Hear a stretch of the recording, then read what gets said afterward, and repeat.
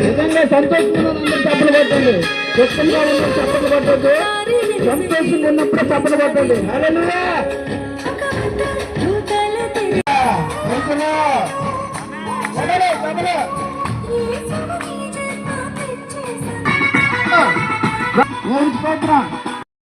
హల్లెలూయా.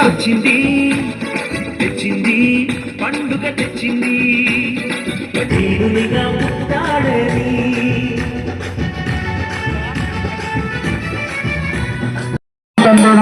మమ్మల్ని పోషించేవాడా మీకు స్తోత్రం నాయన. బాబా మా అవసరాలు తీర్చేవాడు. వందనాలు వందనాలు వందనాలు. హల్లెలూయా హల్లెలూయా హల్లెలూయా. స్తోత్రం స్తోత్రం. Praise the lord.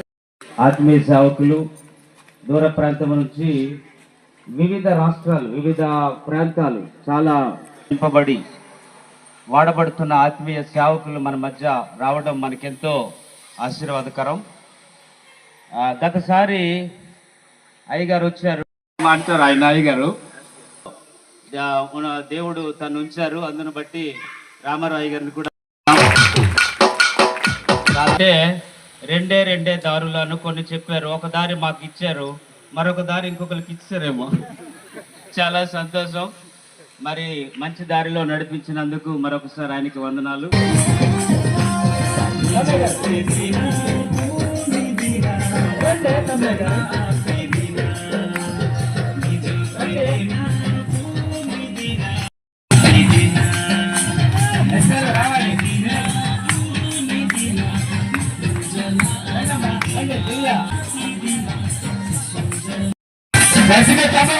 ఎంత చక్కగా డాన్స్ చేసినప్పుడు దేవునికి మహిమకరంగా దేవుడు ఆనందిస్తూ ఉన్నాడు. దైవ సేవకుల బృందం, యాజక బృందం అంతటికి అవటం గొప్ప సంగతి. ఆ ప్రయోజకులు, నా కుమారుడు ఇంగ్లాండ్లో ఉన్నాడు, నా కుమార్తె డాక్టరు, ఇంకో కుమార్తె సాఫ్ట్వేరు. సో వీరి ద్వారా ఇలాంటి కాదు. సో అయితే ఆ గొర్రెల్ని కాయడానికి ప్రియులారా దేవుని వాక్యం చెప్పే ప్రకారముగా యాజకుల ముందుకు వచ్చారు. ఎడారి ప్రాంతం నుంచి వారు ఒంటెలు పెట్టుకొని వచ్చారంటే వారు నడిచిన ప్రాంతం అంతా నీళ్లు దొరకవు.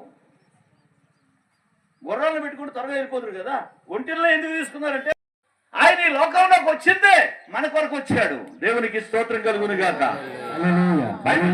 బైబిల్ కదా, పేదలైన వారి కొరకు ఆయన పుట్టాడు, ధనవంతుల కొరకు కాదు. చదువుకున్న వారి కొరకు ఆయన పుట్టాడు. పిల్లరా, రోగులకే వైద్యుడు, ఆరోగ్యము గల వారికి అక్కర్లేదు. ఏప్రిల్ నెలలో రావాలని ప్లాన్ చేసుకుంటున్నాను. మనం ఆయన దగ్గరికి వెళ్ళడం కష్టం. ఆయన దగ్గర కాదండి, పక్కన ఉన్నటువంటి సింగపూర్ అన్నది కూడా అర్హత లేని వాళ్ళం మనం. కానీ ఆయనే మన దగ్గరికి వచ్చాడు. మంచిది. మరి ముగించబోతున్నాము. ఇది చివరి క్రిస్మస్.